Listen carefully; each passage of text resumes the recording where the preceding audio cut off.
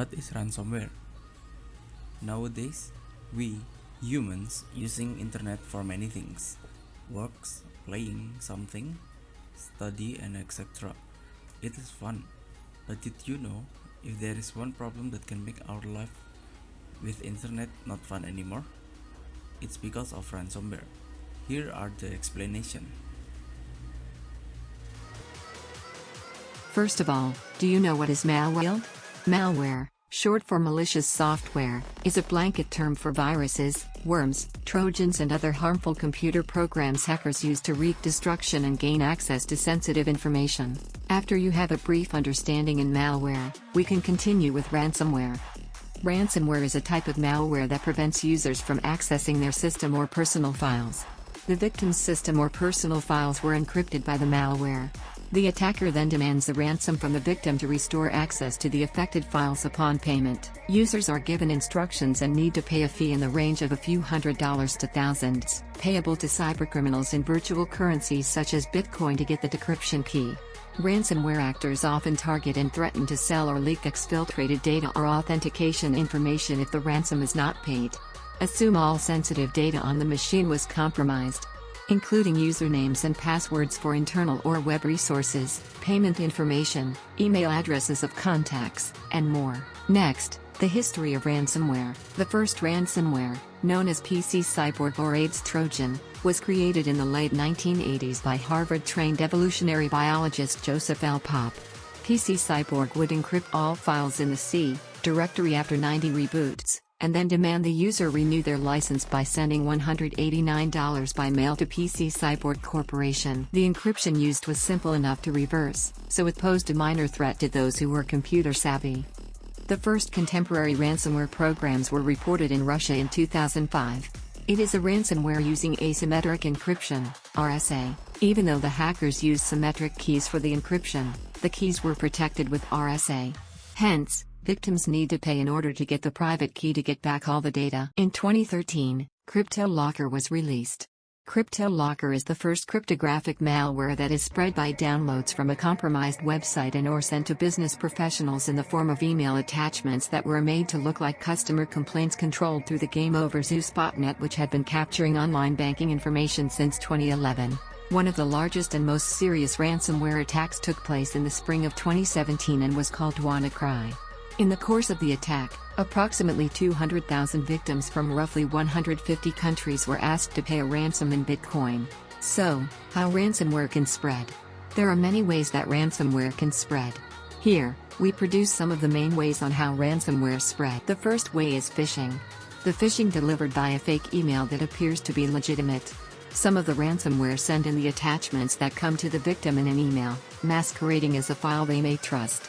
The sender may be someone the recipient knows or a subject related to the recipient's work. Second, SMS phishing, or also called SMS phishing. SMS phishing is a way that uses text messages to get recipients to navigate to a site or enter personal information on their device.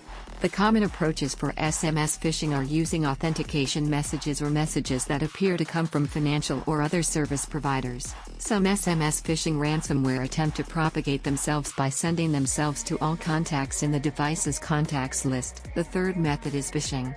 Phishing is almost similar to SMS phishing, but phishing uses voicemail to deceive victims. The voicemail recipient is instructed to call a number that is often spoofed to appear legitimate. If the victim calls the number, they are taken through a series of actions to correct some made-up problem. These instructions include having the victims install malware on their computer. The fourth way is through social media.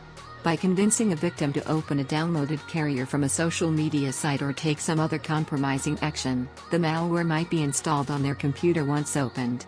Lastly, instant messaging. Instant messaging is one method used to distribute the lucky ransomware to the victim's contact list by hacking instant messaging clients. Now we are discussing the impact of ransomware. Ransomware can have many effects on victims. These victims are mainly targeted at home users and businesses. So, what impact does it have on them? For home users, they will temporary or permanent loss of sensitive or proprietary information, disruption to regular operations, financial losses incurred to restore system and files and privacy had been revealed. Businesses will face the loss or destruction of crucial information, business downtime, productivity loss, business disruption in the post-attack period, damage of hostage systems, data, and files, and loss of reputation of the victimized company. Victims have to note that paying the ransom does not guarantee the encrypted files will be released. It just only guarantees that the malicious actors receive the victim's money, and in some cases, their banking information. In addition, decrypting files does not mean the malware infection itself has been removed. How should we deal with ransomware? These few steps may help you to deal with ransomware attacks. First step is to isolate the infection. The rate and speed of ransomware detection are critical in combating fast-moving attacks before they succeed in spreading across networks and encrypting vital data. When a computer is suspected of being infected, the first thing to do is to isolate it from other computers and storage devices. Disconnect it from the network, both wired and Wi-Fi, and any external storage devices. Be aware that there may be more than just one patient zero, meaning that the ransomware may have entered your organization or home through multiple computers, or may be dormant and not yet shown itself on some systems. Treat all connected and networked computers with suspicion and apply measures to ensure that all systems are not infected. Next step is to identify the infection. Most often, the ransomware will identify itself when it asks for ransom. Identifying the ransomware will help you understand what type of ransomware you have, how it propagates, what types of files it encrypts, and the removal and disinfection options. It also will enable you to report the attack to the authorities, which is recommended. Third step is report to the authorities. You'll be doing everyone a favor by reporting all ransomware attacks to the authorities. The relevant department urges ransomware victims to report ransomware incidents regardless of the outcome.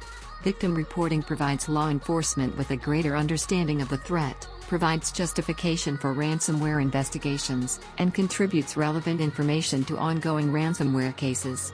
Knowing more about victims and their experiences with ransomware will help the relevant department determine who is behind the attacks and identify or target victims.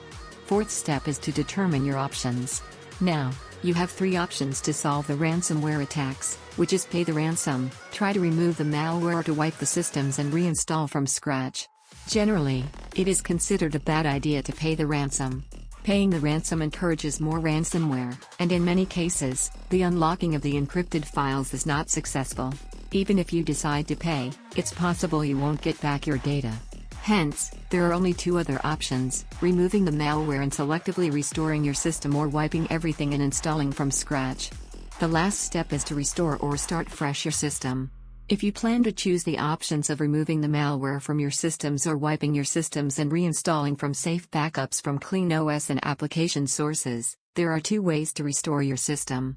First method is to get rid of the infection. Some websites and software packages claim to be able to remove ransomware from systems.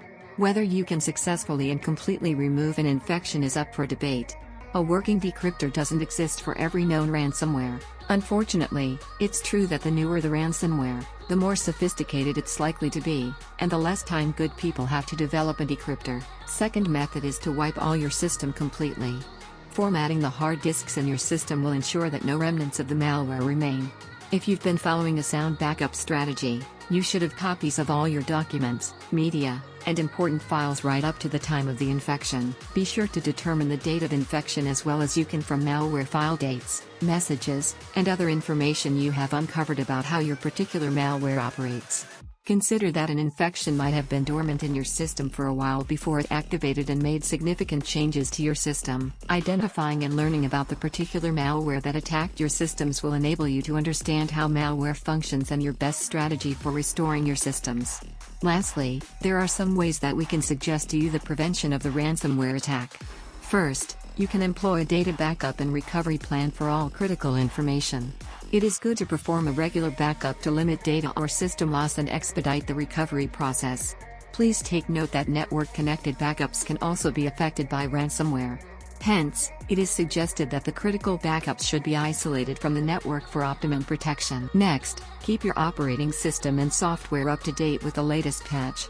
This is because most vulnerable applications and operating systems become the target for ransomware, as it is not easy to be blocked.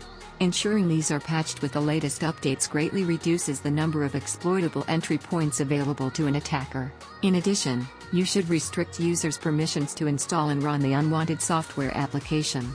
Please apply the principle of least privilege to all systems and services. Restricting these privileges may prevent malware from running or limit its capability to spread through the network. Besides that, users need to avoid enabling macros from email attachments. This is because if a user opens the attachment and enables macros, embedded code will execute the malware on the machine. Lastly, do not follow unsolicited web links and emails. Phishing is most often seen in malicious emails pretending to be from credible sources like people, departments, or organizations related to the university. If you like this video, please like and share it. Don't forget to fill in the feedback form in the description box below to send your opinion and let us improve more for the video.